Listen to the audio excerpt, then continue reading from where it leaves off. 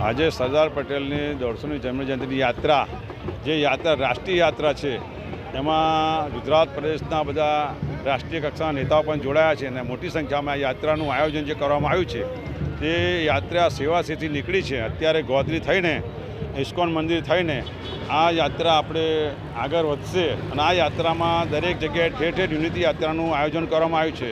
તેમાં દરેક સર્વ જ્ઞાતિઓના તેમજ સંસ્થાઓ તરફથી મોટી સંખ્યામાં ઊભા રહી અને આ યાત્રાનું સ્વાગત કરી રહ્યા છે. ત્યાં અમે જોવા જઈએ તો વોર્ડ નંબર 8માં પ્રમુખ મંત્રી અને સંગઠન તેમજ જે વોર્ડના સૌ કાર્યકર્તા મિત્રો સાથે અને સાથે સ્કૂલના સૌ શિક્ષક મિત્રો સાથે જોડાઈ અને આ યાત્રાનું સ્વાગત કરવા માટે આ આયોજન કરવામાં આવ્યું છે. અને આ યાત્રાનું મુખ્ય ધ્યેય એક કરવાનું છે અને આખા રાષ્ટ્રને જોડવાનું છે. સરદાર વલ્લભભાઈ લોહ પુરુષ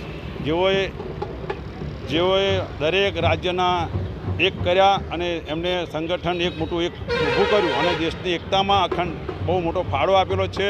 અને આજે રાષ્ટ્ર લેવલે જોવા જઈએ તો સરદાર વલ્લભભાઈને ઠેર ઠેર આવકાર આપવામાં આવી રહ્યો છે. આ યાત્રાનું આજે ભવ્ય સ્વાગત વડોદરા શહેરમાં થઈ રહ્યું છે.